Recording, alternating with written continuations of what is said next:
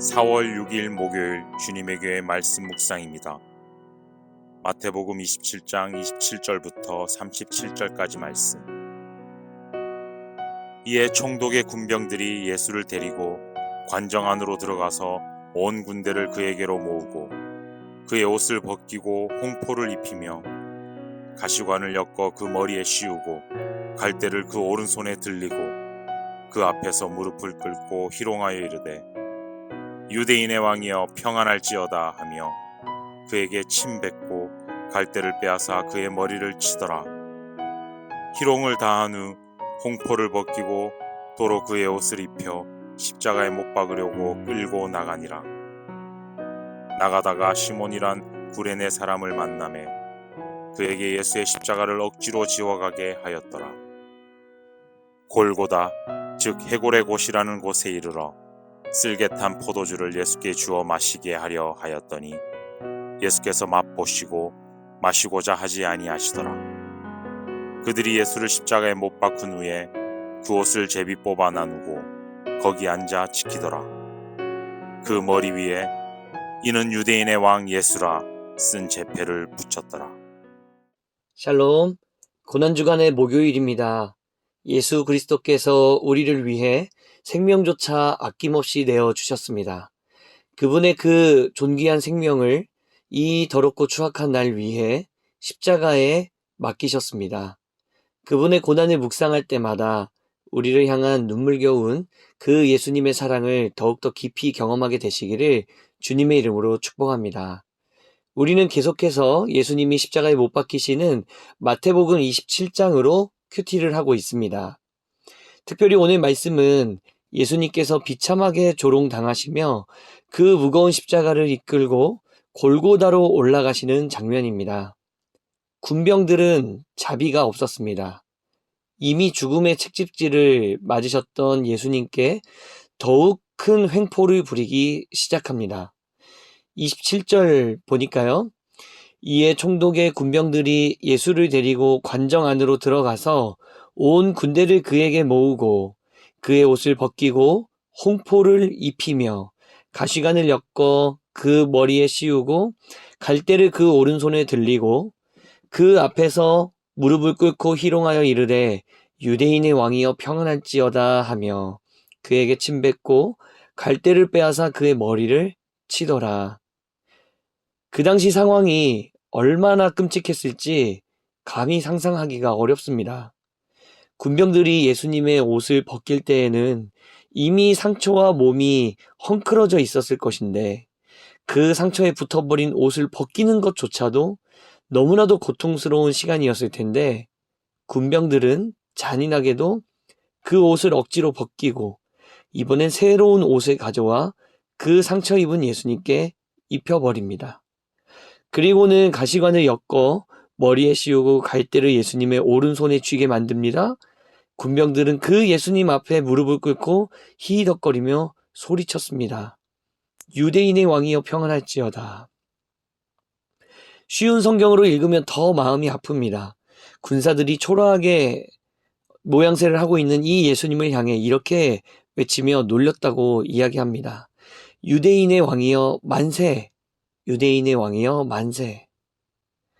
왕이라면 원래 위엄이 있고 사람들의 존경을 받고 화려한 옷과 장신구를 달고 사람들의 시선을 이끌기 마련인데 우리 예수님, 이 유대인의 왕은 정말 초라하기 짝이 없었습니다. 비참한 모습으로 수많은 사람들의 놀림거리가 되셨습니다. 그런데 여러분, 이 비참하고 이 안타까운 군병들의 농담이 사실은 굉장한 의미가 담겨져 있다는 것을 우리는 발견해야 합니다. 유대인의 왕이라고 놀렸었던 이 농담이 사실은 우리가 지금 읽고 있는 이 마태복음의 전체의 주제가 되고 있기 때문입니다. 마태복음의 시작인 1장 1절 말씀을 기억하고 계십니까? 아브라함과 다윗의 자손 예수 그리스도의 계보라. 아브라함은 유대인들의 조상으로 불리는 사람이었습니다. 다윗은 누구입니까? 유대인들에게 가장 존경받는 유대인의 왕입니다. 즉 마태복음은 예수님은 유대인의 혈통이며 왕의 혈통을 지닌 분이라는 것을 선포하면서 그 성경이 시작되고 있었다라는 것입니다. 예수님의 탄생을 보러 왔었던 동방 박사들 역시 헤롯 왕에게 찾아가 이렇게 이야기했었습니다. 마태복음 2장 2절 말씀인데요. 유대인의 왕으로 나신 이가 어디 계시냐? 우리가 동방에서 그의 별을 보고 그에게 경배하러 왔노라. 즉 마태복음은 처음부터 끝까지 예수님을 유대인의 왕이시라는 것을 증거하고 또 선포하고 있었던 것입니다. 그렇기 때문에 오늘 나오는 예수님의 십자가 사건은 너무나도 가슴 아픈 장면이지만 동시에 하나님은 이 순간을 통해서라도 예수님께서 유대인들의 진정한 왕이 되심을 선포하고 계셨더라는 것이죠. 군병들은 아무것도 모르고 유대인의 왕이라 놀리며 예수님께 장난을 쳤지만 역설적으로 그들은 예수님께 당신이 우리의 왕이라고 고백하는 셈이 돼버리고 만 것입니다. 자신들이 하고 있는 말의 무게가 얼마나 큰 것인지도 잘 모르고 말이죠. 사랑하는 성도 여러분, 우리도 한번 돌아보면 좋겠습니다. 오늘 본문에 등장하는 예수님의 십자가 사건은 과연 누구에게 필요한 사건이었습니까? 예수님께서 찢기시고 고통당하신 사건은 누구를 구원하기 위한 사건이었습니까? 저기 먼 나라에 살고 있는 어떤 그 사람을 위해 죽으신 것입니까? 아니면 자기 멋대로만 살고 있는 옆집에 있는 누군가를 위해 죽으신 것입니까? 그 사실도 맞지만 오늘 그것만 생각하면 우리는 너무나도 큰 것을 놓치게 됩니다. 주님은 우리를 위해 죽으셨습니다. 바로 나를 위해 친히 찢기신 것입니다. 그분은 우리의 연약함을 담당하시기 위해 십자가의 길을 포기하지 않으셨습니다. 그분은 우리에게 영원한 생명을 주시기 위해 자신의 생명조차 과감하게 내어주실 수 있었던 것입니다. 오늘 우리가 살펴본 이 복음이 그저 슬픔의 이야기로 그치지 않기를 소망합니다.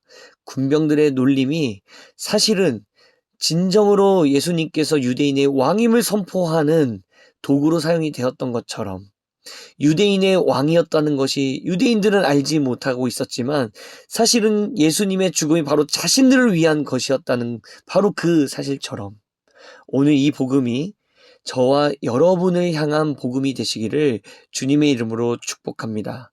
어떠한 상황 속에서도 자신을 낮추시고 군병들의 조롱도 끝까지 감내하고 인내하시며 그 순간을 버텨내신 예수님.